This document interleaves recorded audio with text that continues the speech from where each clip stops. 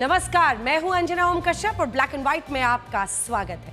नमस्कार, मैं हूं अंजना 2.0 और मेरी तरफ से भी खबरों के इस विश्लेषण में आपका स्वागत है। आज सबसे पहले हम मुस्लिम आक्रांताओं के बर्बर और क्रूर इतिहास का दूसरा भाग आपको दिखाएंगे, जिसने भारत के समाज में धार्मिक नफरत का ऐसा जहर बोया जिसे भारत का हिंदू समाज बिल्कुल अनजान था। जो समाज सिर्फ निर्माण करना चाहता था, उसने अपने मंदिरों को टूटते देखा। जो समाज सबको आत्मसात करना चाहता था, उसके सामाजिक और धार्मिक ताने बाने को नष्ट कर दिया। भारत के लोगों ने कभी सोचा भी नहीं था कि कोई तलवार से खून बहाता हुआ आएगा और आज़ादी, उनका धर्म, उनके पूजा स्थल, यहाँ तक कि उनकी जिंदगी, सब कुछ छीन लेगा। और सबसे दुख की बात यह है कि आज ऐसा करने वालों को इस देश में महान बताया जाता है, उनका महिमा मंडित किया जाता है। और जब ऐसी भूलें सुधारी जाती हैं तो कुछ लोग उनके बचाव में उतर आते हैं और कहते हैं कि मुगल तो महान थे, वो मोहब्बत की दुकान थे, उनके शासन में दंगे नहीं हुए। आज हम आपको बताएंगे कि मुस्लिम आक्रांता कितने महान थे। और हाँ, उन्होंने दंगे नहीं किए बल्कि कत्लेआम किया। और इसके बाद हम जलते, टूटते और बिखरते हुए पाकिस्तान का एक ब्लैक एंड व्हाइट विश्लेषण करेंगे, जो लगता है कि भारत के साथ युद्ध से नहीं बल्कि अपने गृह युद्ध में ही लूट जाएगा। पाकिस्तान के फील्ड मार्शल जिहादी जनरल आसिम मुनीर की नाक में इस वक्त इमरान खान और बलोच लड़ाकों ने दम किया हुआ है। आने वाली 5 अगस्त को इमरान की पार्टी ने ऐलान किया कि वो पूरे पाकिस्तान पर कब्जा कर लेगा। दावा है कि 5 अगस्त को इमरान खान को जेल से छुड़वाना है, जो 2 साल से जेल में बंद है। कुल मिलाकर मुनीर के वक्त बहुत खराब इस वक्त चल रहा है, उससे पाकिस्तान संभल नहीं रहा। बलूचिस्तान में लगातार उसके फौजियों पर हमले हो रहे हैं, उसके फौजी मोर्चा छोड़कर भाग रहे हैं। तो आज हम इसका पूरा विश्लेषण करेंगे। और मेरी एआई वर्जन, आज आपके पास कौन सी खबर है? आज मैं इजराइल और सीरिया के बीच छिड़े युद्ध के बारे में बताऊंगी। इजराइल ने सीरिया पर हवाई हमले तेज कर दिए हैं। एक दिन पहले इजराइल ने सीरिया की राजधानी दमिश्क को दहला दिया था और अब ड्रूज समुदाय की सुरक्षा के लिए इजराइल ने सुवैदा में अपने सैनिकों को भी उतार दिया है।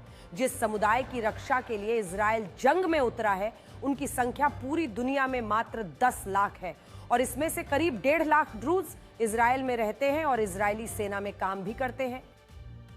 तो शुरुआत करते हैं। कल हमने आपको बताया था कि कैसे स्कूल की किताबों में अभी तक गलत इतिहास पढ़ाया गया है।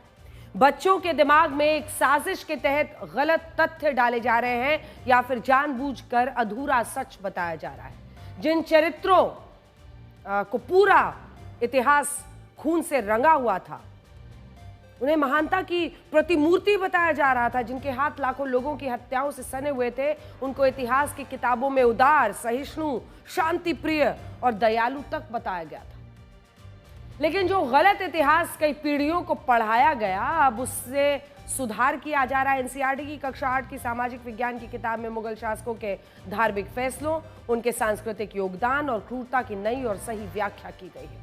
अब मुगलों और अन्य हमलावरों का इतिहास पढ़ाया तो जाएगा, लेकिन उसे सही तथ्यों और सही तरीके से पेश किया जाएगा। अब इतिहास की किताब में तथ्यों को राजनीतिक दबाव में छिपाया नहीं जाएगा, बल्कि उसको सच्चे रूप में पेश किया जाएगा।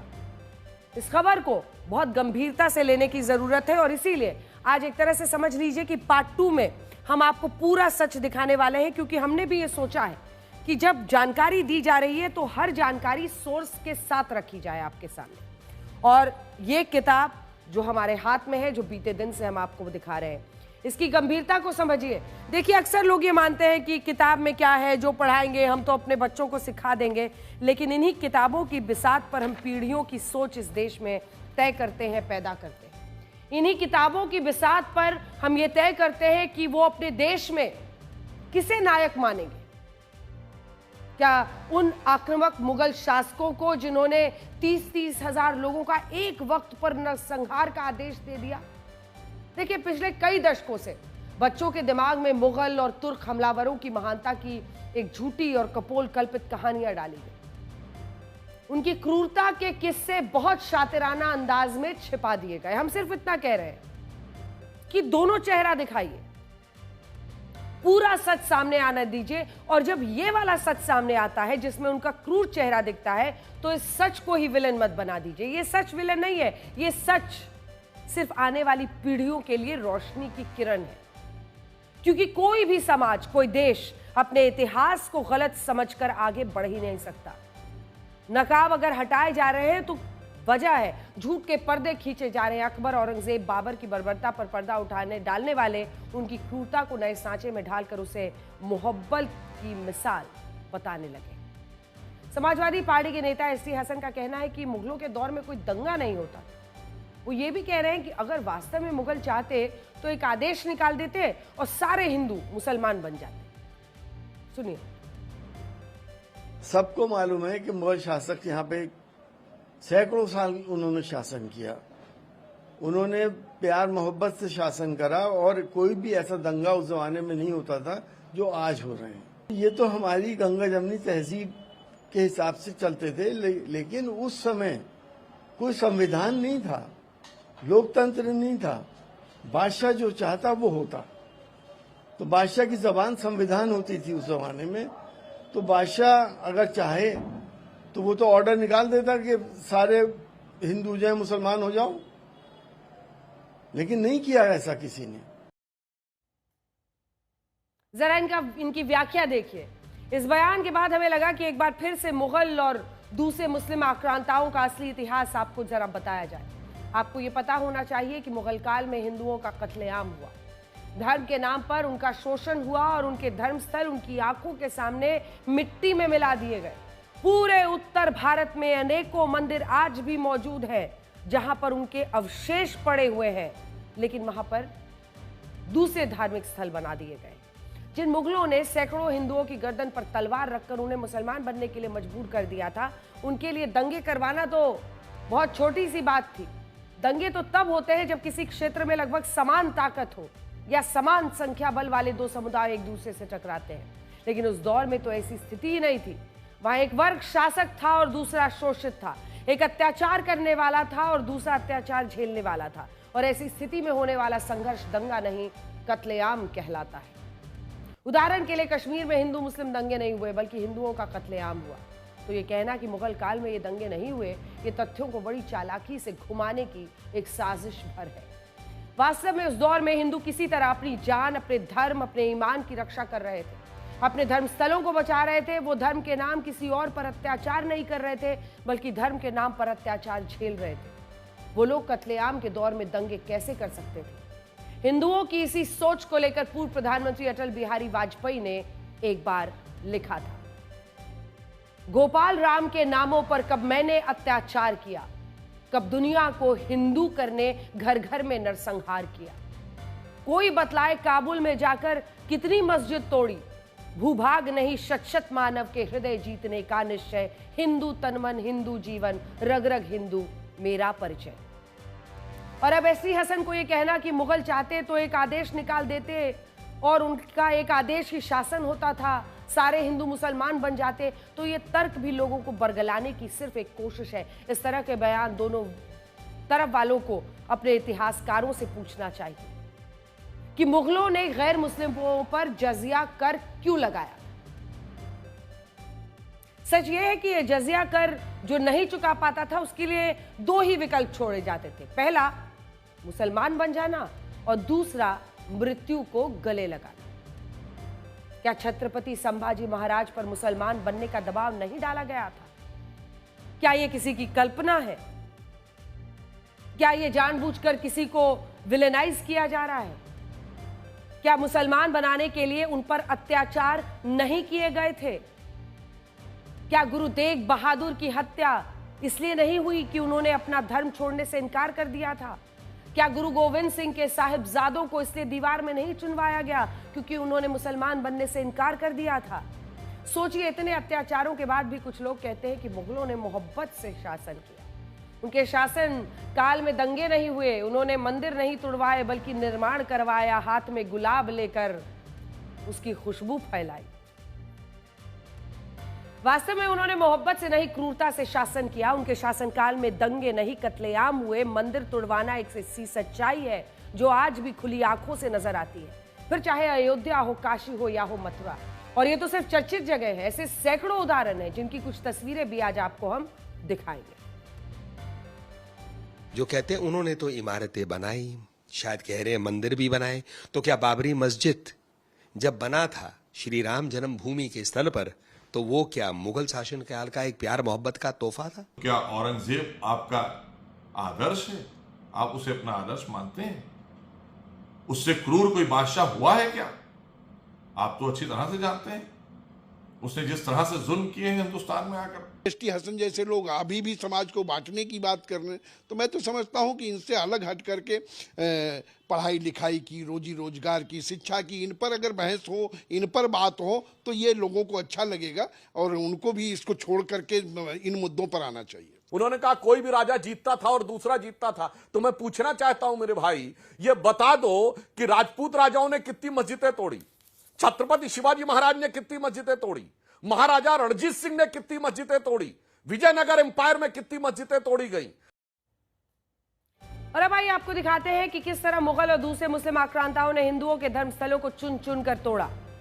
दावा है कि मुस्लिम आक्रमणकारियों ने भारत में 1800 हिंदू, जैन और बौद्ध मंदिरों को, इस किताब में बाकायदा जो लेखक हैं वो अलग अलग मंदिरों में गए हैं और 2 वॉल्यूम की इस किताब में उन्होंने इसकी पूरी जानकारी दी है, जिसमें 1800 जैन और बौद्ध मंदिरों को तोड़कर उन पर मस्जिदों का निर्माण किया था। ये वो मंदिर है जिनका जिक्र Hindu temples what happened to them में किया गया है। यही वो किताब है, Hindu temples what happened to them. देखिए, क्योंकि सोर्स और जानकारी के बिना हम बात नहीं करते हैं हिंदू मंदिरों के। और ये तो वो 1800 मंदिर है जहां पर ये खुद, मतलब जिसकी जानकारी एक एक करके इकट्ठा की गई थी, क्योंकि हजारों मंदिरों के इस तरह से तोड़े जाने की जानकारी है। जबकि एक दावा यह भी है कि सिर्फ मुगलों के शासनकाल में 60,000 से ज्यादा छोटे बड़े मंदिर तोड़े गए। लेकिन इस किताब में 1800 मंदिरों पर कॉन्क्रीट रिसर्च है, कॉन्क्रीट रिसर्च। आज उत्तर प्रदेश में 299, राजस्थान में 170, महाराष्ट्र में 143, मध्य प्रदेश में 151, कर्नाटक में 192, हरियाणा में 77, गुजरात में 170, दिल्ली में 72 और बिहार में 77 स्थान ऐसे हैं जहां मस्जिद और दूसरे इस्लामिक ढांचों को लेकर विवाद है और दावा है कि इनका निर्माण मंदिरों को तोड़कर या उनके अवशेषों से हुआ। औरंगजेब की मृत्यु के बाद वर्ष 1707 से 1710 के बीच एक पुस्तक लिखी गई जिसका नाम है मासरे आलमगिरी। अब हम आपको इसी के कुछ हिस्से दिखाना चाहते हैं। ये देखिए, ये तो बाबरनामा है और ये आर्कियोलॉजिकल सर्वे ऑफ इंडिया का मासरे आलमगिरी मेरे हाथ में आ गया। क्योंकि फैक्ट्स पर बात हो रही है तो ये औरंगजेब के बाद की, देखिए ये मासरे आलमगिरी आपको इस वक्त दिखाई दे रहा होगा।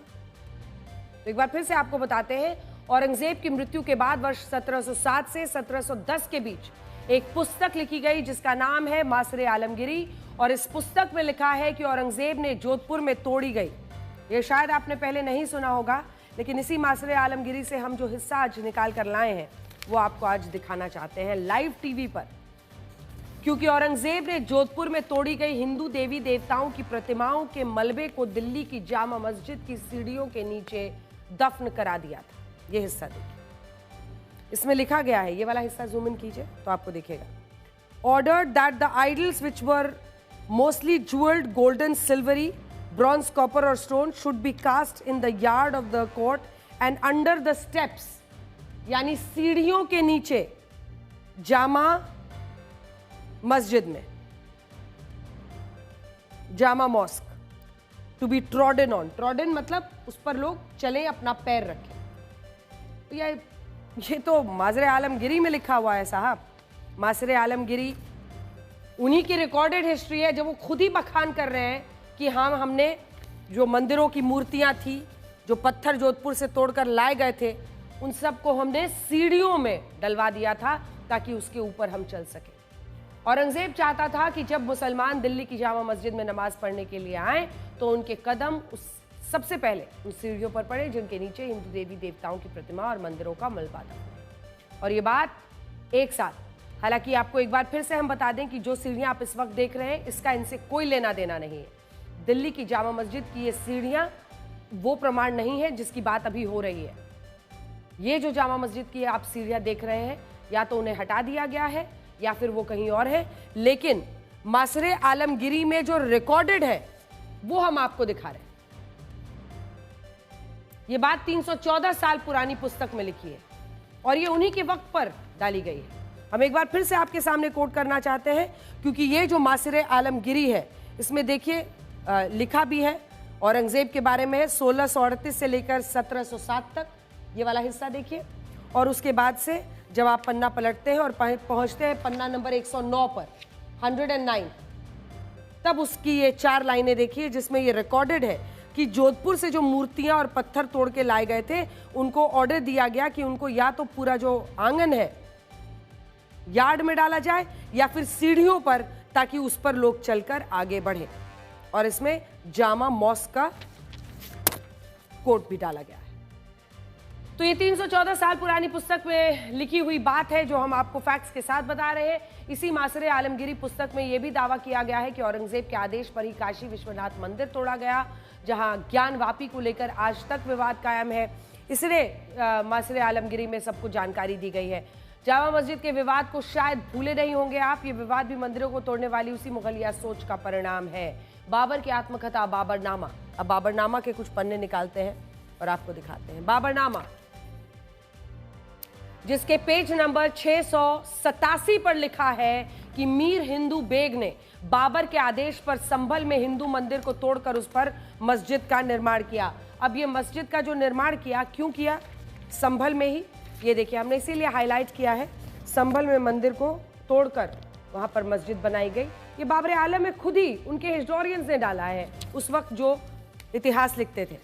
और उसी के बाद वजह क्या थी कि संभल में ये करना है, क्योंकि इससे पहले अगर आप देखिए तो जानकारी ये दी गई थी, ये देखिए कि यहां पर विष्णु, भगवान विष्णु के 10वें अवतार यहां पर आएंगे हरि मंदिर में, और इसीलिए यहां पर मस्जिद बनाना जरूरी है बाबर के ऑर्डर से।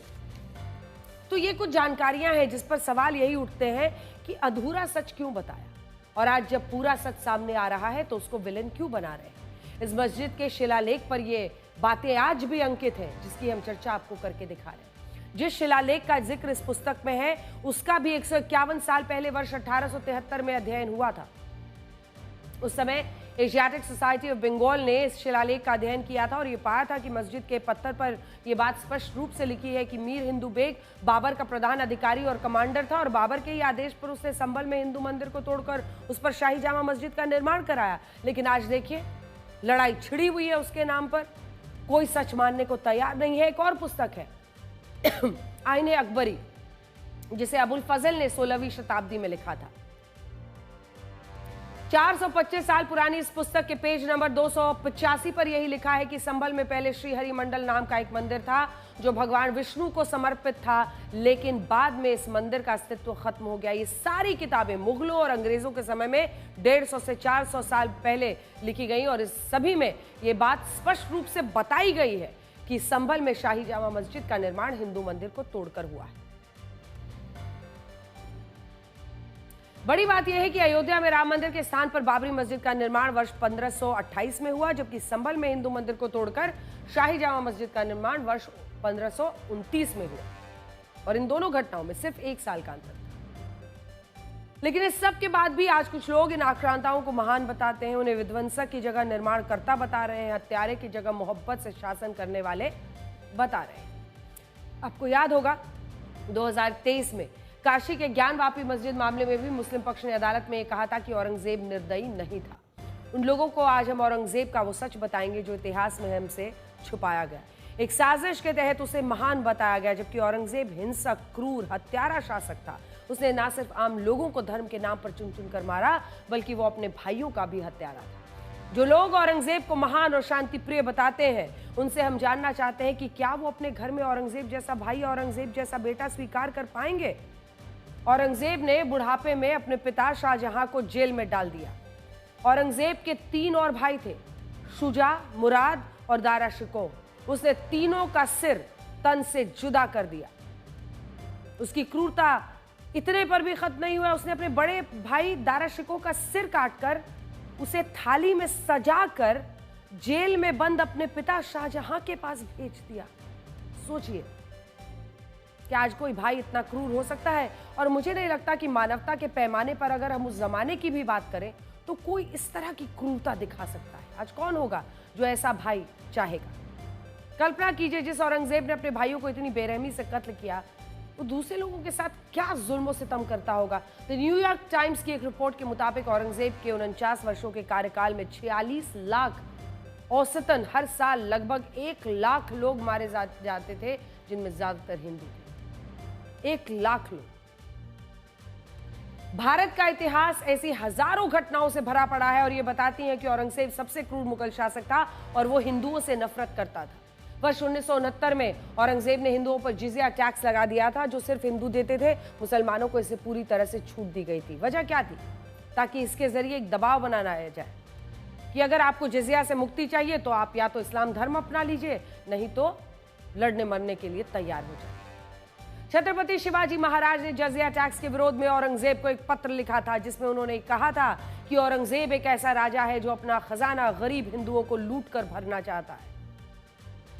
छत्रपति संभाजी महाराज छत्रपति शिवाजी महाराज के पुत्र थे और उन्होंने अपने अंतिम क्षणों में छत्रपति संभाजी महाराज से कहा कि उन्हें औरंगजेब से सावधान रहना होगा और बाद में यही हुआ। औरंगजेब ने छल और धोखे से छत्रपति संभाजी महाराज को बंदी बनाया, उन पर इस्लाम धर्म को अपनाने के लिए दबाव बनाया, उन्हें 40 दिनों तक भयंकर यातनाएं दी, गर्म लोहे से उनकी आंखों को बाहर निकाल दिया, गर्म चिमटों से उनके शरीर की खाल को उधेड़ दिया, उनके नाखूनों को उखाड़ा गया, धीरे धीरे उनके हाथों पैरों को काटा गया, उनका अपमान करने के लिए उन्हें जंजीरों में बांधकर उनका जुलूस निकाला गया और उन्हें यह कहा कि अगर छत्रपति संभाजी महाराज इस्लाम धर्म को अपना लेंगे तो औरंगजेब उनकी जान बख्श देगा। लेकिन छत्रपति संभाजी महाराज ने कहा कि वो मर जाएंगे लेकिन औरंगजेब के सामने झुकेंगे नहीं, और इसी के बाद औरंगजेब ने छत्रपति संभाजी महाराज की हत्या करा दी। कुछ सच्चाइयां, चाहे वो जितनी भी विभत्स हो, अगर आपके देश का इतिहास है तो वो आपको जाननी चाहिए। सच्चाई ये है कि वर्ष 1658 से 1707 तक औरंगजेब ने भारत के 15 करोड़ लोगों पर लगभग 49 साल तक राज किया और इस दौरान उसके आदेश पर कई मंदिरों को तोड़ा गया। इनमें मथुरा का केशवराय मंदिर भी था, जिसे वर्ष 1670 में तोड़ने का आदेश दिया गया था। इसके अलावा औरंगजेब ने अपने कार्यकाल में गुजरात के सोमनाथ मंदिर को भी 2 बार तोड़ने का आदेश दिया, पहली बार 1659 में और दूसरी बार 1706 में। इन सब पर क्यों कालीन डाल दिया गया? इसके अलावा एक बार जब औरंगजेब चित्तौड़ पहुंचा तो उसने वहां कई मंदिरों में हिंदुओं को पूजा करते हुए देखा, जिसके बाद उसने चित्तौड़ के 63 मंदिरों को ध्वस्त करा दिया, 63 मंदिरों को। इसके अलावा औरंगजेब के ही आदेश पर सिखों के 9वें गुरु गुरु तेग बहादुर सिंह का सर तन से जुदा किया गया था।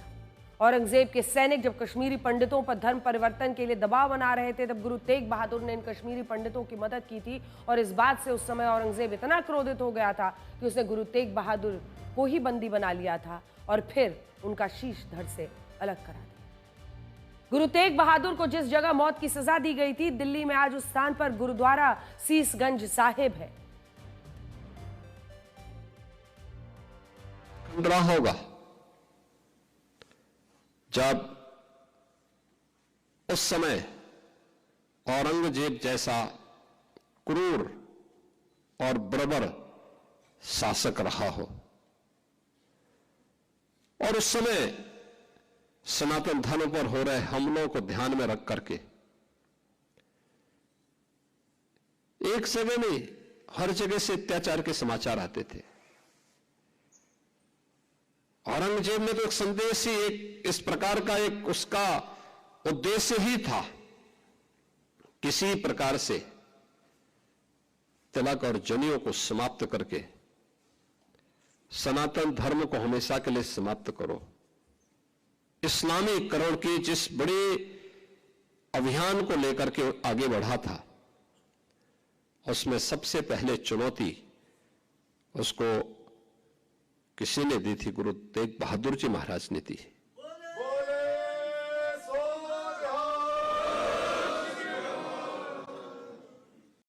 पाकिस्तान की करते हैं, जहां हालात लगातार खराब होते जा रहे हैं। पाकिस्तान ने सब कुछ करके देख लिया, भारत के खिलाफ युद्ध करके भी देख लिया, लेकिन पाकिस्तान के हालात नहीं सुधर रहे। पाकिस्तान में इस वक्त गृह युद्ध के हालात हैं और आशंका है कि 5 अगस्त को पाकिस्तान में एक बहुत बड़ा गृह युद्ध हो सकता है। पाकिस्तान में बहुत बड़ा हंगामा, बवाल हो सकता है।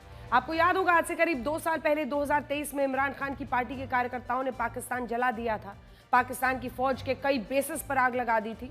पाकिस्तानी फौज की जगहों को कई जगहों पर जो उनके आर्मी बेसेस थे वहां लूट हुई थी, उनके जनरल्स के बंगले लूटे गए थे क्योंकि उस दिन इमरान खान की गिरफ्तारी हुई थी।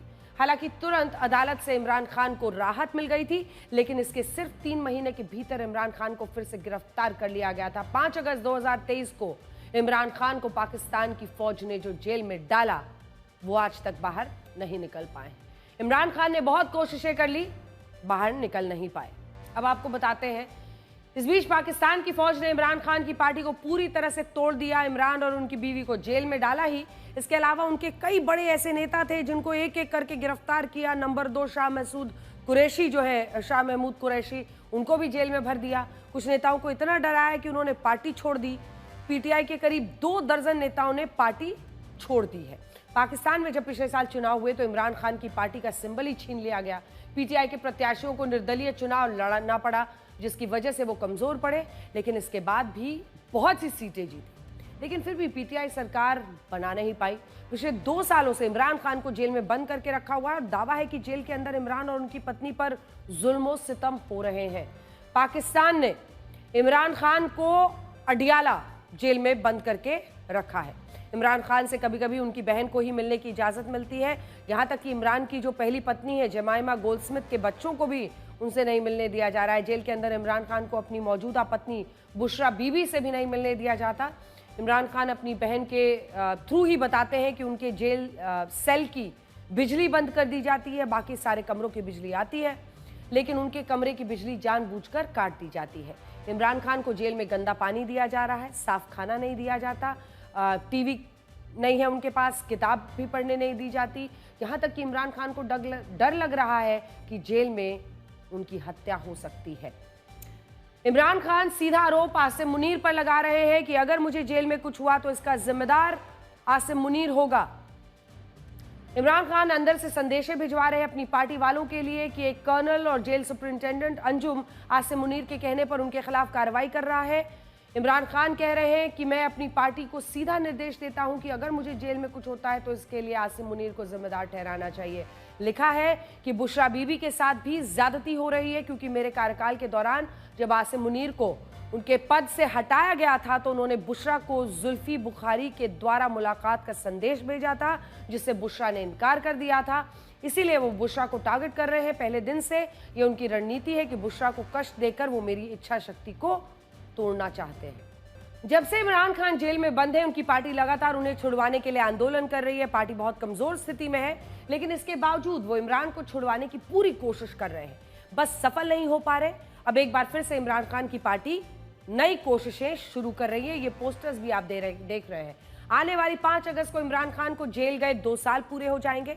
इसीलिए 5 अगस्त को इमरान की पार्टी के कार्यकर्ताओं का बड़ा प्लान है। पूरे पाकिस्तान में पीटीआई के कार्यकर्ता प्रदर्शन करेंगे पाकिस्तान की सरकार के खिलाफ, पाकिस्तान के मिलिट्री एस्टैब्लिशमेंट के खिलाफ। इस प्रदर्शन का उद्देश्य होगा कि इमरान खान की रिहाई। पाकिस्तान में इस प्रदर्शन की अगुवाई करेंगे खैबर पख्तूनख्वा जो प्रांत है उसके मुख्यमंत्री और इमरान खान की पार्टी के नेता अली अमीन गंडापुर। ये सब कुछ आगे ले जाएंगे। ये माना जा रहा है कि इमरान खान की रिहाई की इस रैली में उनके दोनों बेटे भी शामिल हो सकते हैं। इमरान की पहली पत्नी जमाइमा गोल्डस्मिथ से 2 बेटे हैं, सुलेमान और कासिम, जो इंग्लैंड में ही रहते हैं, लेकिन कहा जा रहा है कि इस प्रदर्शन के लिए खास तौर पर वो पाकिस्तान आ रहे हैं। उधर पाकिस्तान की सरकार धमकी दे रही है कि अगर इमरान खान के बेटे आए तो उन्हें गिरफ्तार कर लिया जाएगा।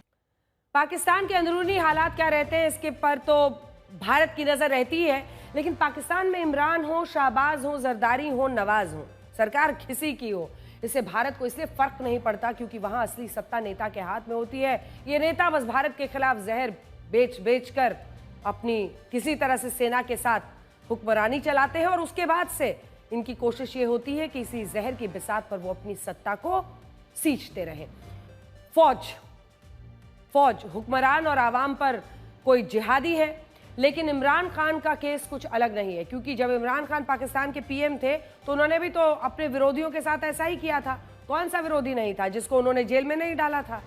हम आपको बताते हैं। इमरान खान जब पाकिस्तान के पीएम थे जून 2019 में आसिफ अली जरदारी जेल में, अक्टूबर 2019 में नवाज शरीफ जेल में, उससे पहले अगस्त 2019 में नवाज की बेटी मरियम नवाज जेल में, अक्टूबर 2020 में मरियम के पति सफदर अवान को जेल में, फिर सितंबर 2020 में शहबाज शरीफ को गिरफ्तार करवा दिया, इनको भी जेल में डाल दिया। यानी इमरान खान के हाथ जब सत्ता थी तो उन्होंने भी यही किया, और अब जब सत्ता शहबाज और फौज के हाथ में है तो इमरान खान के साथ भी यही सलूक हो रहा है। अब ये कहा जा रहा है कि कहीं ऐसा ना हो कि आने वाली 5 अगस्त को फिर से पाकिस्तान में आग लग जाए, जैसा कि इमरान के सपोर्टर्स ने 9 मई 2023 को लगाई। आसिम मुनीर का सबसे बड़ा डर यह है कि कहीं 5 अगस्त को भी इतनी हिंसा ना हो जाए कि पूरा मुल्क गृह युद्ध में चला जाए। ऐसा पहले भी हो चुका है, इसलिए मुनीर डरा हुआ है। मुनीर ने पाकिस्तान संभल नहीं रहा है फिलहाल, क्योंकि हर तरफ से प्रेशर है। इसी वजह से उसने भारत के साथ युद्ध किया ताकि उसे पाकिस्तान में एक्सेप्टेंस मिल जाए, लेकिन ऐसा हुआ नहीं। एक तरफ इमरान खान की पार्टी के कार्यकर्ता हंगामा कर रहे हैं, दूसरी तरफ बलूचिस्तान भी उससे नहीं संभल रहा है। बीच बीच में खबर आती है कि अब फिर वो कोशिश कर रहा है कि भारत पर अटैक करे, जैसा कि हमने आपको पहले ब्लैक एंड व्हाइट में बताया था कि अगस्त के महीने में वो चाहता है फिर से वहां से ध्यान भटकाया जाए, क्योंकि इंडिया में कोई अटैक करके ही वो ऐसा ध्यान भटका सकता है। क्योंकि देखिए ना, ऐसा लगता है कि मुनीर बलूचिस्तान हारने वाला है, उसकी आर्मी वहां से छोड़कर भाग रही है। लगातार बलूचिस्तान लिबरेशन आर्मी पाकिस्तान के फौजियों को निशाना बना रही है। कल ही बीएलए के अटैक में पाक फौज के 29 फौजी मारे गए। Balochistan liberation army Pakistan army की पोस्ट को, कॉन्वॉय को निशाना बना रही है। तस्वीरें हम आपको दिखाते हैं, इसीलिए खबरें हैं कि अब आसिम मुनीर पाकिस्तान का राष्ट्रपति बनना चाहता है। वो चाहता है कि जब मैं वैसे भी इस देश को चला रहा हूं तो सारी कमान मेरे हाथ में आ जाए। वो पाकिस्तान की सत्ता पर एब्सोल्यूट पावर यानी संपूर्ण ताकत चाहता है। इसीलिए अब पाकिस्तान का मीडिया दावा कर रहा है कि आसिम मुनीर आसिफ अली जरदारी को हटाकर खुद ही पाकिस्तान का राष्ट्रपति बन जाएगा, यानी एक तरह से पाकिस्तान में तख्ता पलट हो जाएगा। पाकिस्तान को इस वक्त ऐसा लग रहा है जैसे वो अमेरिका की डांसिंग क्वीन बना हुआ है, वो अमेरिका के इशारों पर नाच रहा है। भारत के साथ युद्ध के बाद आसिम मुनीर अमेरिका भी चला जाएगा और वहां ट्रंप को नोबेल देने की बात भी कराया, और अब पाकिस्तान के दिल में दबी हुई इच्छा बाहर आ गई है। पहले जरा पाकिस्तान की फेक न्यूज फैक्ट्री की खबरें देखिए। ये पाकिस्तान के बड़े समाचार संस्थान है, और देखिए ये क्या लिख रहे हैं। ये लिख रहे हैं कि 18 सितंबर को डोनाल्ड ट्रंप पाकिस्तान आ रहे हैं। 18 सितंबर पूरी तरह से गलत है। ये खबर इन लोगों की दबी हुई इच्छा तो हो सकती है, लेकिन ये सच है नहीं, पूरी तरह से फर्जी खबर है। डोनाल्ड ट्रंप पाकिस्तान जा रहे हैं, ये बिल्कुल गलत है, जबकि ये वही तारीख है जब डोनाल्ड ट्रंप अमेरिका से बाहर तो रहेंगे लेकिन पाकिस्तान नहीं, यूके के दौरे पर जा रहे हैं। वो इंग्लैंड के किंग चार्ल्स की तरफ से जारी जानकारी के मुताबिक, जिसमें कहा गया है कि राष्ट्रपति ट्रंप और उनकी पत्नी मेलानिया ट्रंप इंग्लैंड के राजा चार्ल्स के न्योते पर इंग्लैंड आ रहे हैं, और ये तारीख होगी 17 सितंबर से 19 सितंबर के बीच। और अब बताइए कि जब इस दौरान ट्रंप यूके में होंगे, इंग्लैंड में होंगे, तो फिर पाकिस्तान ये कहां से कह रहा है कि ट्रंप पाकिस्तान आ रहे हैं। ये बात सही है कि इस तारीख पर भले ही डोनाल्ड ट्रंप पाकिस्तान ना जा रहे हों, लेकिन पाकिस्तान के लिए कुछ भी करने को तैयार दिख रहे हैं। यह संभव है कि जब अक्टूबर में भारत में क्वाड की बैठक होगी तो उसमें आते हुए या जाते हुए ट्रंप पाकिस्तान जा सकते हैं। इस बार भारत में क्वाड की बैठक होनी है जिसमें ट्रंप को आना है। मोदी पहले ही उन्हें न्योता देकर आए थे, जिसे उन्होंने स्वीकार किया था। इस बैठक की तारीख तय नहीं हुई है, लेकिन मेजबानी भारत को करनी है, और इस बात की संभावना हो सकती है कि ट्रंप इस दौरान पाकिस्तान में कुछ देर के लिए चले जाएं। पाकिस्तान में पिछले 25 साल से कोई भी अमेरिकी राष्ट्रपति नहीं गया है। पाकिस्तान ने बहुत कोशिशें की, लेकिन ऐसा नहीं हो पाया। 25 साल पहले बिल क्लिंटन पाकिस्तान जाने वाले आखिरी अमेरिकी राष्ट्रपति थे।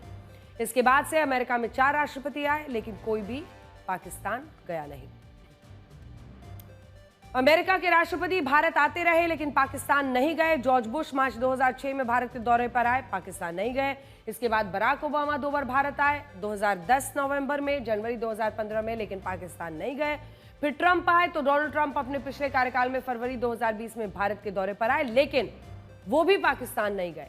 जो बाइडेन भी सितंबर 2023 में G20 के लिए भारत के दौरे पर आए, लेकिन वो भी पाकिस्तान नहीं गए। असल में पाकिस्तान ने अपना आतंकी किरदार कभी छोड़ा नहीं, और इसीलिए अमेरिका ने कभी भी पाकिस्तान को ज्यादा भाव नहीं दिया। यहां तक कि जो बाइडेन ने तो अपना 4 साल का पूरा कार्यकाल में किसी पाकिस्तानी नेता से फोन पर भी बात नहीं की, और मुलाकात तो दूर, बाइडेन ने इमरान और शहबाज को एक फोन तक नहीं किया। तब से लगातार पाकिस्तान की एक कसक है कि कोई अमेरिकी राष्ट्रपति उनके मुल्क में कदम रखे, दुनिया भर में वो बघारे कि देखो अमेरिकी राष्ट्रपति पाकिस्तान आया है। यही उनके आत्मसम्मान का की चरम सीमा है। अपने पिछले कार्यकाल में तो ट्रंप पाकिस्तान की निंदा करते थे, लेकिन इस बार उनका मिजाज बदला है, पाकिस्तान को लेकर जरा बदला हुआ है। पाकिस्तान को भी लगता है कि इस वक्त कनेक्शन भी सही बैठा हुआ है, मौका भी ठीक है, तो ऐसी व्यवस्था बना देते हैं कि ट्रंप पाकिस्तान आ ही जाए, ताकि हम दुनिया को बताएं कि देखो ट्रंप आया। पाकिस्तान को लगता है कि अमेरिका की सरपरस्ती आ गई तो दुख दर्द दूर हो जाएंगे, दुनिया में अलग थलग पड़ा हुआ है वो खत्म हो जाएगा, उसे IMF का पैसा मिल जाएगा। इन्हीं पैसों पर पाकिस्तान का काम चल रहा है। IMF ने लगभग 16.5% वोटिंग राइट्स अमेरिका के पास है। उधर अमेरिका को अपने हथियार बेचने हैं और उसे अपने हथियारों के लिए पाकिस्तान अच्छा खरीदार लग रहा है। अब आप समझ गए होंगे कि आखिर क्यों पाकिस्तान चाहता है कि ट्रंप वहां पर पहुंचे, और अगर ट्रंप जाते हैं तो उसकी वजह क्या होगी। बात करेंगे इजराइल और सीरिया के बीच छिड़े युद्ध की। पिछले 2 दिनों से इजराइल सीरिया पर बड़े हवाई हमले कर रहा है। पिछले कुछ दिनों में सीरियाई सैनिक दक्षिणी शहर सुवेदा में ड्रूज समुदाय पर हमले कर रहे थे, और उसके जवाब में इजराइल ने सीरिया पर हमला किया। बीते दिन की ये तस्वीरें हमने आपको ब्लैक एंड व्हाइट में दिखाई थी। कल इजराइल ने सीरिया की राजधानी दमिश्क को दहला दिया। इजराइल ने सीरिया के रक्षा मंत्रालय के हेड ऑफिस पर ही ड्रोन अटैक कर दिए थे। इस हमले ने सीरिया के राष्ट्रपति अहमद अल शारा को भी डरा दिया, और ऐसा दावा है कि अहमद अल शारा को बंकर में सुरक्षित रख दिया गया है। ड्रूज समुदाय की सुरक्षा के लिए इजराइल ने सुवेदा में अपने सैनिकों को भी उतार दिया। जिस समुदाय की रक्षा के लिए इजराइल जंग में उतरा है, उनकी संख्या पूरी दुनिया में 10 लाख के करीब है, और करीब 1.5 लाख ड्रूज इजराइल में भी रहते हैं, इजरायली सेना में भी काम करते हैं। ड्रूज समुदाय इजराइल के उत्तरी इलाके, लेबनान, जॉर्डन, सीरिया के दक्षिणी इलाके में रहते हैं, और सीरिया में करीब 7 लाख ड्रूज है। सीरिया इन ड्रूज को अपने दक्षिणी क्षेत्र से हटाना चाहता है, ताकि वो इस्लामिक कट्टरवादी संगठनों को जगह दे सके और इजराइल के खिलाफ उनका इस्तेमाल कर सके। लेकिन ड्रूज का वहां पर रहना कहीं ना कहीं इजराइल को सुरक्षित बनाता है। वो एक कुशन की तरह है। अपने यहाँ के रहने वाले ड्रूज समुदाय के लोगों की वजह से ही इजराइल आसपास रहने वाले अन्य ड्रूज लोगों की सुरक्षा को अपनी जिम्मेदारी मानता है, समझता है। इसीलिए जब सीरिया ने ड्रूज पर हमले शुरू किए तो इजराइल जंग में उतर गया। इजरायली सेना सुवेदा में सीरिया सैनिकों पर एयर स्ट्राइक कर रही है।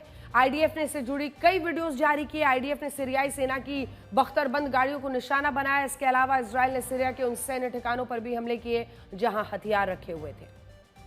इजरायली सेना ने सीरिया के करीब 160 ठिकानों पर एयर स्ट्राइक्स की, जिसमें उसकी राजधानी दमिश्क भी थे। IDF ने सीरिया को चेतावनी दी है कि वो लंबी जंग के लिए तैयार है। इजराइल के बड़े हमलों को देखकर सीरिया पीछे हट गया। खबर है कि सीरियाई सरकार और ड्रूज समुदाय के नेताओं के बीच युद्ध विराम की घोषणा हो गई है। हालांकि साफ नहीं कि युद्ध विराम की घोषणा सीरिया के गृह मंत्री की ओर से हुई या ड्रूज समुदाय के नेताओं की तरफ से। आधिकारिक घोषणा न होने की वजह से फिलहाल कुछ कहना मुश्किल है। इसकी एक वजह यह भी है कि एक दिन पहले भी युद्ध विराम की घोषणा का ऐलान किया गया, लेकिन चंद घंटों में ये खत्म हो गया। इजराइल ने युद्ध विराम की खबरों को नकारते हुए अपने हमले जारी रखे हैं। इन हमलों को देखकर सीरिया के राष्ट्रपति अहमद अल शारा भड़के हुए हैं। उन्होंने इजराइल पर जंग में खींचने का आरोप लगाया है। सीरिया के राष्ट्रपति ने कहा कि वो युद्ध से डरते नहीं हैं, क्योंकि उनकी लगभग पूरी जिंदगी युद्ध में लड़ते लड़ते ही बीती है। उन्होंने कहा है कि इजराइल जंग शुरू कर सकता है, लेकिन उसका नतीजा तय करना उसके लिए आसान नहीं होगा। सीरिया में मानवाधिकार के लिए काम करने वाले संस्थाओं के मुताबिक ड्रूज और सीरियाई सैनिकों में चल रही जंग में 169 लोगों के मारे जाने की खबर है, जबकि सुरक्षा बलों ने 300 लोगों को मारे जाने का दावा किया। इजराइल के हमलों के बाद सीरिया ने अमेरिका के दखल की उम्मीद जताई। सीरिया चाहता है कि अमेरिका इजराइल पर हमले रोकने का दबाव बनाए।